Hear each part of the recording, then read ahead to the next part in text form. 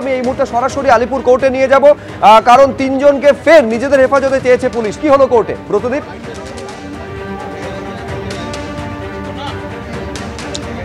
দেখো, তিনজন নয় চারজনকে নিজেদের হেফাজতে চেয়েছিল পুলিশ। 10 দিনের জন্য এই ধৃতদের হেফাজতে চেয়েছে পুলিশ, কিন্তু এখনো পর্যন্ত বিচারক তার কোনো সিদ্ধান্ত জানাননি। তিনি অর্ডার রিজার্ভ রেখেছেন।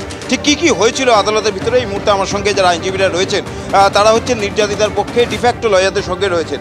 চন্দনবাবু, আপনারা তো আদালতে ছিলেন। পুলিশের তরফ থেকে 10 দিনের হেফাজতের প্রেয়ার করা হলো, আর কি বলা হলো পুলিশের তরফ থেকে এবং প্রসিকিউশনের তরফ? অ্যাকিউজডের তরফ থেকে অ্যাকিউজ নাম্বার 1 মনোজিৎ, 2 হচ্ছে প্রমিত মুখার্জি, 3 হচ্ছে আহমেদ। এদের হয়ে কোনো বেল পিটিশন কোর্টে করা হয়নি। ওনারা যে পিটিশনটা করেছেন ওনাদের উকিলবাবুরা, যে at the time of interrogation ওদের যেন উকিলবাবু উপস্থিত থাকতে পারে, এই মর্মে ওরা উকিলবাবুদের নাম দিয়েছিল কোর্টের কাছে।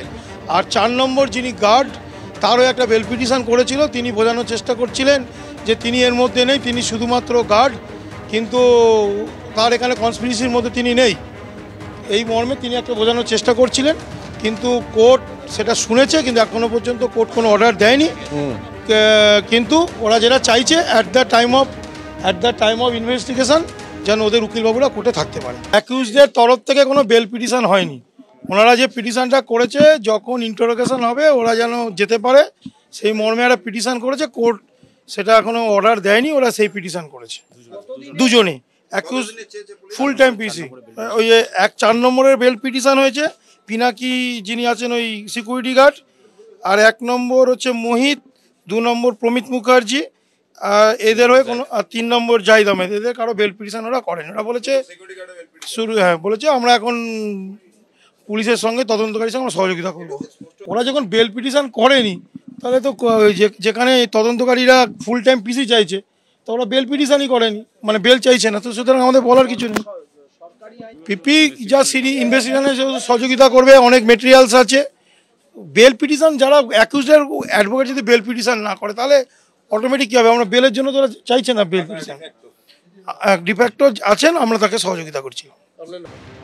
কসবা কাণ্ডের প্রতিবাদে দিকে দিকে বিক্ষোভ কর্মসূচি, যেমন সাধারণ মানুষ, নাগরিক সমাজ পথে নেমেছিল, পথে রাজনৈতিক বিরোধী রাজনৈতিক দলগুলো। কংগ্রেসের প্রতিবাদ কর্মসূচি আপনাদের সামনে রেখেছি, গিরিশ পার্কের ছবি দেখছেন।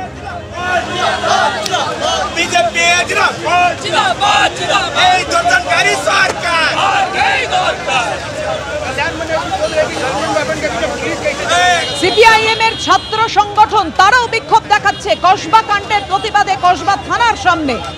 আমাদের সঙ্গে রয়েছেন আমাদের 2 প্রতিনিধি, ঐশী মুখোপাধ্যায় এবং ময়ূর ঠাকুর চক্রবর্তী। প্রথমেই চলে যাব ঐশীর কাছে। ঐশী, দেখো, এই মুহূর্তে গিরিশ পার্কের যে মোড়, সেই মোড় একটু আগেই কিন্তু অবরুদ্ধ করে টায়ার জ্বালিয়ে বিক্ষোভ প্রদর্শন করেছে বিজেপির কিষাণ মোর্চা এবং উত্তর কলকাতা জেলা বিজেপির পক্ষ থেকে কিন্তু আজকে বিক্ষোভ প্রদর্শন করা হচ্ছে। ইতিমধ্যে দেখতে পাচ্ছ যে স্লোগান দিয়ে কিন্তু তারা বিক্ষোভ দেখাচ্ছে এবং মূলত যারা দোষী তাদের দ্রুত শাস্তি ঘোষণা করতে হবে এবং তারই সঙ্গে মুখ্যমন্ত্রী এবং যে মন্ত্রীরা রয়েছেন দায়িত্বে তারা কিন্তু নারীদেরকে প্রশাসনিকভাবে ব্যর্থ হয়েছেন তাদেরকে নিরাপত্তা দিতে। সেই কারণে কিন্তু মুখ্যমন্ত্রীর পদত্যাগ দাবি করে এই মুহূর্তে কিন্তু তারা প্রতিবাদ দেখাচ্ছেন এবং দেখাচ্ছেন যে দেখা যাচ্ছে যে এখানে কিন্তু তারা হাতে প্ল্যাকার্ড ধরে কিন্তু বিক্ষোভ প্রদর্শন করছেন এবং প্ল্যাকার্ডে কিন্তু পরের পর কিন্তু দেখা যাচ্ছে যে তৃণমূলকে আক্রমণ করে, অর্থাৎ যেখানে জড়িয়ে পড়েছে তৃণমূলের এক ছাত্র নেতার নাম, সেখানে তৃণমূলকে আক্রমণ করে কিন্তু প্রত্যেকটি ব্যানার প্ল্যাকার্ড তারা লিখেছেন এবং তারই সঙ্গে বিক্ষোভ প্রদর্শন করছেন, সরকারের বিরোধিতা করে এবং শাস্তি চাইছেন দোষীদের দ্রুত। ঐশী, তুমি আমাদের সঙ্গে থাকো। একের পর এক নারী কেলেঙ্কারি, যে মা পৃথিবীর আলো দেখালো তার অপমান মেনে নেওয়া যায়? আমি একজন সন্তান হয়ে পারবো? পচা আলুর সঙ্গে তুলনা করছে মানুষ। চাই না, এরম সরকার চাই না। মানুষের বহু স্বপ্ন ছিল তৃণমূলকে নিয়ে, কি দিল?